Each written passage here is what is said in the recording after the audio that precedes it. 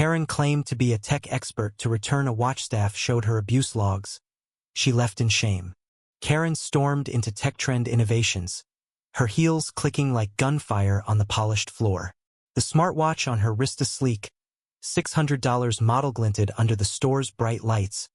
But its screen was cracked, the bezel scratched.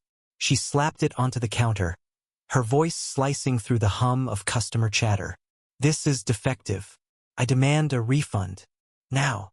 Her eyes, sharp and unyielding, locked onto the store manager, David, a man whose calm demeanor masked years of handling entitled customers. David adjusted his glasses, his tone measured. "Ma'am, let's review the return policy. Can you explain the damage?" Karen scoffed, tossing her hair. "I'm a tech consultant. I know my gadgets. This watch failed during normal use. Your product is trash." Her words dripped with condescension, drawing curious glances from nearby shoppers. Among them was Mia, a quiet college student and part-time staffer, who hovered near the counter, sensing trouble. Karen's claim of expertise raised David's brow. He tapped the counter tablet, pulling up the watch's diagnostics. "Normal use, you say? Let's check the logs." Karen's confidence wavered, but she doubled down. "Go ahead. You'll see I'm right." Her voice cracked slightly, betraying a flicker of doubt. Mia, unnoticed, slipped into the back room, her gut telling her to cross-check something. As David scrolled through the data, his expression hardened. "Ma'am, the logs show extreme impact equivalent to being dropped from a height or struck repeatedly. This isn't covered under warranty." Karen's face flushed crimson. "That's a lie. Your system's rigged," she shouted, slamming her palm on the counter. Shoppers froze, phones subtly raised to record. David stayed calm, but his voice grew firm. "The logs don't lie. They track usage patterns, including abuse." Karen's eyes darted, searching for an escape. "I'll sue. I have connections in tech. You'll regret this." Her threats echoed, but David didn't flinch. Then Mia emerged, holding a second tablet, her voice trembling but clear. Sir?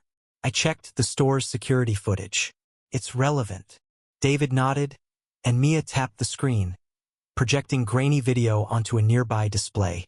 The footage showed Karen in the parking lot 2 days earlier, arguing on her phone, pacing furiously.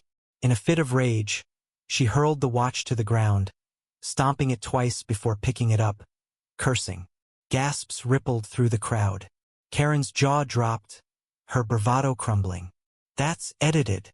You can't prove that's me," she stammered, but her voice lacked conviction. The crowd murmured, their judgment palpable. Then came the twist. Mia, still holding the tablet, spoke softly. "I recognized you, ma'am. Not from here, but from my mom's cafe. You yelled at her last month, claimed the coffee was poisoned, and demanded a free meal. She cried for days." Mia's words, raw and personal, hit harder than the evidence. Karen's face drained of color. The crowd's murmurs grew louder, a mix of disgust and pity. David slid the watch back across the counter. "No refund, ma'am. You're welcome to leave." Karen grabbed the watch, her hands shaking. She opened her mouth, but no words came. The weight of her lies, exposed and undeniable, crushed her. She turned, head bowed, and shuffled out, the door's chime mocking her exit. The crowd dispersed, whispering, some shaking their heads, others typing furiously on their phones.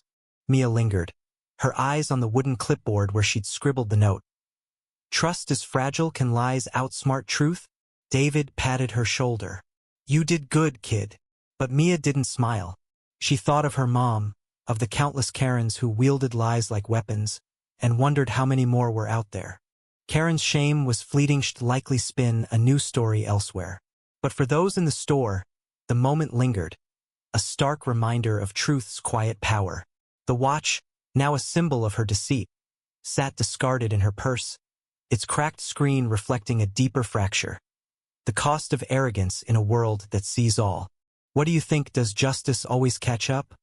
Or do some lies slip through the cracks? Share your thoughts.